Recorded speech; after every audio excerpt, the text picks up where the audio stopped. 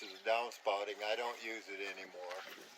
I have a question, Kenny. Yesterday when we saw granaries, a whole bunch of them together, they had like sticks coming up from. You could put 4 different kinds of grain in there if you Really? want. Wow. The green roofed one is the one that was here. Yeah. Yeah, when we were young. Yeah. Huh. You look at some of the old pictures, you'll probably see some pictures of that. Right.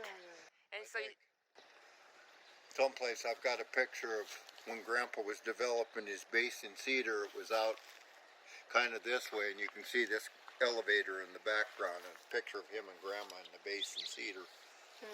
Oh, okay. Do you have that one? Yes,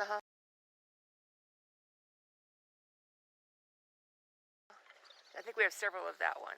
But you're saying it's cribbed four ways, so you put 4 different kinds of grain in there. Why? That's pretty ingenious, don't you think? Yeah. To think a lot of the old that? elevators Or did they do that? cribbed. Not only that, it makes it structurally stronger too. Okay.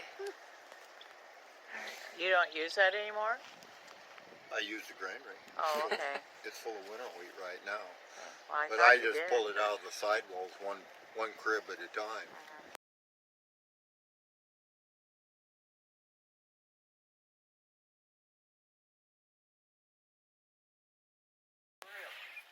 This is Grandpa's original shop.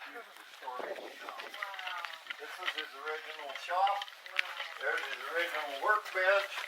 There's one of Grandpa's original vices. There's a wild cat. That wasn't Grandpa's, though. No. There's one of Grandpa's lathes. Oh, wow. That's incredible. That's right. He had a bunch of patents, didn't he? Yep.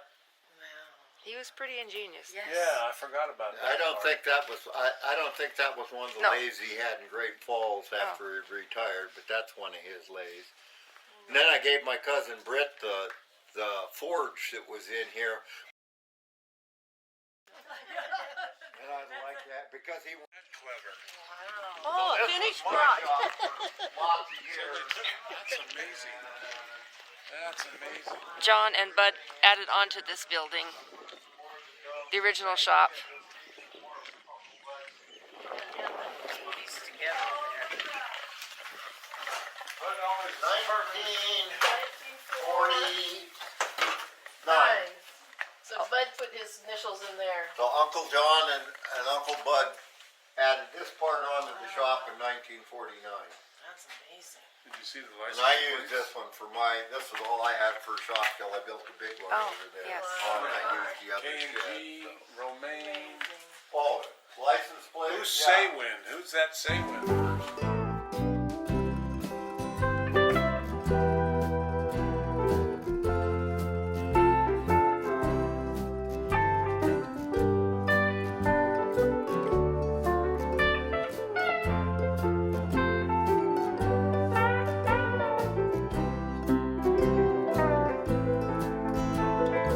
I got a book over here. That's why I'm hoping. Not yet. You want me to? Yep. You want to redo it? But this was part of the Kaufman Homestead house that sat across the road.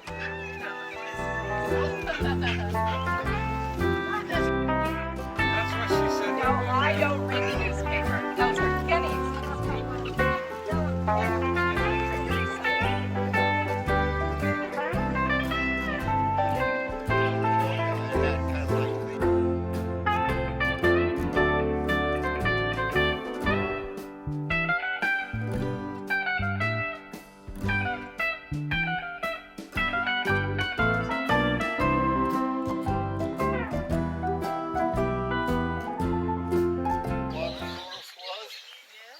Yeah, but you know her first water source was what, a mile? The remains dug out this well here where that red pump is.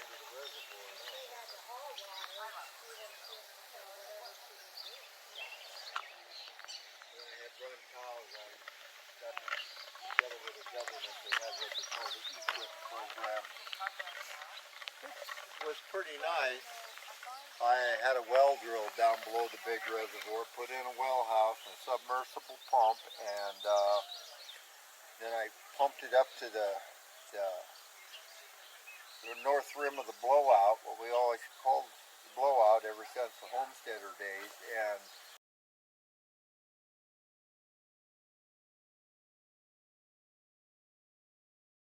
so so it's all gravity-fed water system.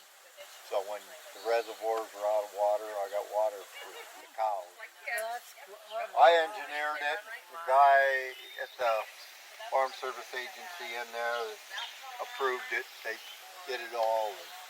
And it was about $70,000 worth of trenching line in, and it actually comes right back to the farmstead here. And government.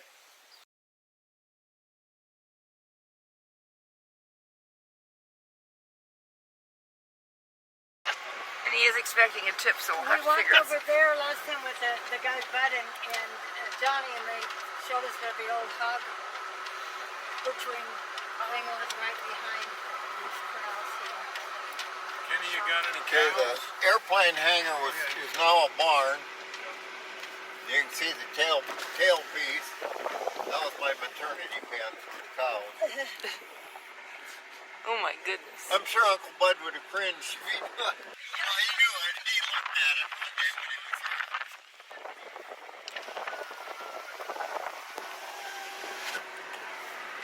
So your windbreak is on the north and the west sides? Yeah, south, north, kind of northwest side. You know, that direction's north. That direction's west.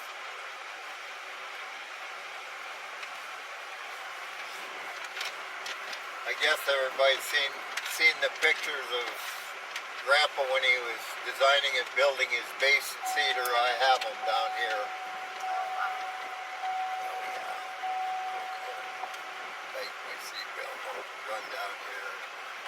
How many acres do you farm now, Kenny? How many acres do you farm? So, Kenny, so you want to know how many acres you farm? just a little under 5,000. Oh my goodness.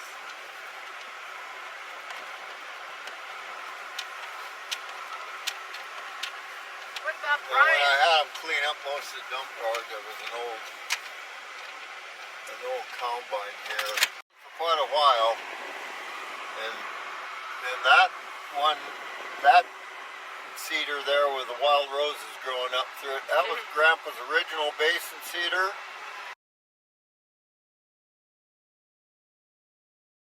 And the McCormick one is the new improved version. That's the one that he had at the State Fair back in 1956, I believe. Actually, I've got an article that's from the Great Falls Tribune printed called the Montana Parade, and it was featured in that article. That's the design. Yeah, So that's the basin actual- cedar. See, it went around and it was timed to the front ones, and it dig a little hole in the ground, and then it was packed, and then it looked like a little basin, like a cup like that, instead of it being a furrow. So Grandpa designed that? So yeah, he actually had the patent on it. I don't know if those patents expire or if it's still good. So I guess if you went to the United States Patent Office, you would.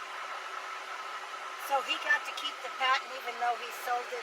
So I thought he sold that to. I don't know if International. he sold it to International or not. Oh. Okay. I don't know that for sure. That was one of Grandpa's tractors in Minneapolis, but